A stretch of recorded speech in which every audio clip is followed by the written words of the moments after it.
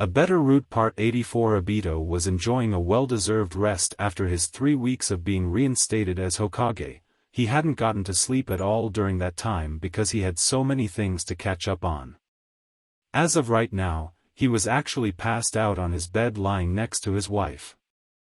To him this was like heaven. That was until a sound began to come from his window, tap tap tap. Obito slowly opened his eyes to find a messenger bird at his window. He knew it was too good to be true, but at least he'd gotten an extra hour and a half of sleep. Opening the window, Obito took the small note off of the bird and sent him back home. The moment he opened the note he could see what had been so important they had to wake him up. He gave Rin a small shove to wake her and whispered to her, "Rin-chan, the new Mizukage is coming to the Hidden Leaf to talk about something important. I've got to be there to greet her at the gate." Rin asked in a drowsy voice, why the hell didn't she set up something up beforehand? Don't these things usually get sorted out like a month in advance?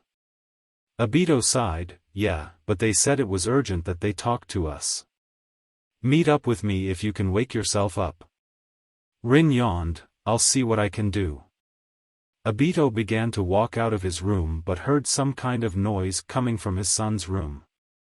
That made him a little nervous, so he opened the door just to make sure he was fine. Big mistake, what in the hell are you guys doing? What he walked into was Kakashi and Konan enjoying each other's time a little too much.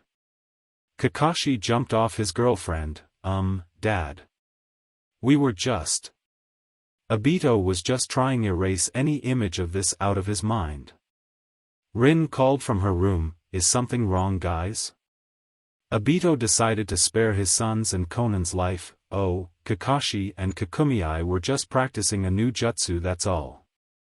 They just surprised me. Rin seemed to buy it and yelled back, oh, alright then. Obito turned to his son, get dressed, I've got to meet someone today and you're coming with me. Kakashi asked him, why? Obito told his son as he left the room, because your mother is awake and you're just going to get horny to try something again since you're young. Come on. Kakashi really couldn't argue with that, so he gave his girlfriend a quick kiss and said, you might want to put some clothes on and get out of my room. I don't want to think what might happen if my mom finds you here. Konan got up and grabbed her clothes, good idea. When they got to the main gate, Kakashi took the chance to ask his dad whom they were supposed to be waiting for, so who's coming, Dad? Obito realized he hadn't actually told him yet, Mei Terumi, the 5th Mizukage. Kakashi remembered what had happened to the previous Mizukage and was really hoping the new one would have a better fate. Soon he saw a woman with 2 figures walk beside her, he to ask his dad, is that her coming towards us? Obito focused in on the woman who was coming and frankly there was only one word he could use to describe her, beautiful. She was a woman with long auburn hair, full pink lips, and amazing curves that would be the envy of any woman. In his opinion, she was one of the most enchanting women he'd ever seen. Of course he was completely faithful to Rin, but he still couldn't deny this woman's looks were beyond amazing. When she got up to them, she was about to speak to ask a question, but was immediately cut off by Kakashi, who recognized the 2 people beside her, Zabuza and Haku.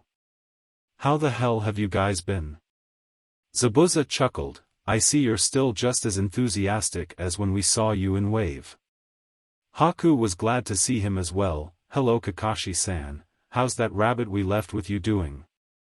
Kakashi had almost forgotten where he'd gotten the rabbit. Oh, Shiramaru is doing great.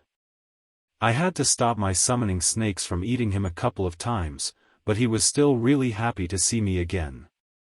That brought Zabuza right to the question he'd been wanting to ask Kakashi. I heard that you'd been traveling with the Akatsuki and that you ran into an old teammate of mine. Mind if I ask you some questions about him?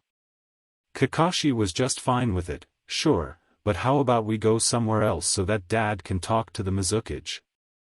Zabuza asked Mei, that cool with you? Mei finally had been given a chance to speak, sure thing Zabuza-kun, I'll just be talking with the Hokage here. You catch up with your old friend. Kakashi and the two mist ninjas walked off with Zabuza grumbling, I hate when she calls me Zabuza-kun, it's so damn embarrassing. Haku laughed, which would be exactly why she does it. It's very amusing to watch the other mist ninjas tease you about it. Zabuza ground his teeth in anger, she calls me that and I don't even get to fuck her. Haku responded, you haven't really tried to, which surprises me. You're usually quite the hound dog. Zabuza had a very specific reason for not trying anything with her, because she's the Mizukage and if anyone's gonna instigate, it's gonna be her. Not to mention if it doesn't go well she'll melt my dick off. While Kakashi was busy trying not to laugh at all of this, Obito was over talking with Mei, so what was so important that you had to talk to me without setting up a meeting? Mei could see that Obito wanted to get right down to business. You may recall that our last Mizukage was the holder of the three-tailed turtle, but I'm not sure if you're aware that we had another tailed beast who lived in the land of water. Obito actually did know that thanks to Jiraiya's spy network, which Tsunade had been doing her best to manage, yes, the holder of the six-tailed slug if I'm not mistaken. Is there something wrong with him? Mei was surprised at how much he knew. You could say that. Why don't we go and finish this conversation in your office? Obito figured that would be the best place to discuss all of this. Of course, follow me.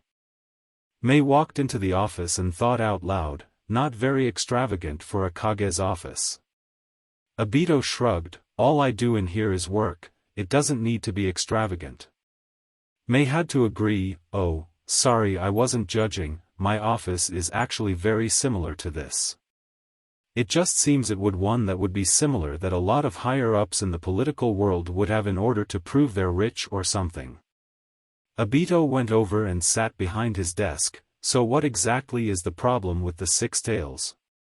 Mei sat down and sighed, some of my ninjas have reported that he's gone rogue.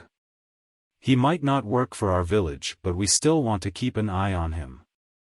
When we checked all of his usual hangouts we found that one of them looked like a fight had just occurred there. We were wondering if you think this is the work of the organization you and your village have been looking into, the Akatsuki. Obito didn't even need to think about it, it's more than likely. They're the only ones who only have any real interest in the Jinchurikis. Was there anything left at the scene of battle? Mei reached into a bag she'd brought and gave Obito some pictures of the battleground. There were some metal stakes but not much else. Obito looked over the photos and knew who done the deed. From the look of all of this I'd say it was Pain who captured him. Mei had heard that name before, isn't he the leader of the Akatsuki? Obito shook his head, no, there's someone even higher up than him. Mei needed to ask, do you know who it is? Obito really hated to have to say this, Tsuchiya Uchiha is the true leader. Mei noticed how much it hurt him to say that, any relation to you? Obito figured he shouldn't try to hide it, she's my mother. Mei got the picture, I see. There must be one hell of a story behind that. Obito wouldn't know, if there is, I've never heard it. To be straight, I have no idea how she's still alive or how she'd ended up becoming the leader of the Akatsuki. Mei was interested at this point, but it was clear she wasn't going to get anything further from this topic. Okay then, I've got one other thing I want to ask you about. Obito asked, and that would be? Mei handed him some documents. The Hidden Mist would like to get in on your little deal with the Sand and Cloud. We're not sure if we want an actual alliance just yet, but we would like to reinstate some of our old trade routes and things like that. Obito figured something like that was coming. I'll give it to my council to look over. Anything else? Mei smirked, is there any decent places to stay around here? Zabuza and Haku wanted to visit with some friends. A couple of miles away in a small restaurant, Zabuza felt a mixture of fear and relief as Kakashi told him about the antics of his old friend in arms. For years he'd been wondering what had happened to Kisame since he'd left the Hidden Mist. While Zabuza figured he was still alive, he hadn't heard anything about him for God knows how long. He was happy that Kisame was still alive, but it also frightened him quite a bit as well. Kisame was stronger than any of the other 7 swordsmen, and fact that he was going to be their enemy was not something that Zabuza was happy about. He stopped thinking about when Kakashi asked, "So you guys are official ninjas of the hidden mist again?" Haku was glad to say, "Yes, we are. Now that the madman is gone, the hidden mist is beginning to become a nice place to live once again." Zabuza chuckled, "Yeah, but a bunch of guys are hitting on Haku now. You should see their faces when they find out he's a dude." Haku didn't think it was nearly as funny. "I'm never gonna be able to find a girlfriend at this rate." Kakashi raised an eyebrow, "So you're looking for a girlfriend? For some reason I took you for the kind of guy to be gay." Haku smacked his forehead, "Just because I have a feminine voice and dress in a feminine way, you thought I was gay?" Kakashi and Zabuza said at the same time, "Yes." Haku rubbed his temples, "I assure you, I'm quite only interested in girls." Zabuza shrugged, "Whatever. We'd probably better go and find Lady May so that we can figure out where we're staying." After hearing this, Haku decided to get some payback. "I've noticed May is the only woman you've ever called a lady. It's too bad she's also the only woman you're too afraid to go for." From hearing that, Zabuza flipped him off at that. "Screw you. At least everybody knows I like girls." Kakashi watched as the two bickered. "Aren't you guys supposed to have a father-son relationship?" Zabuza and Haku didn't quite see it that way, "More like brothers, I'd say."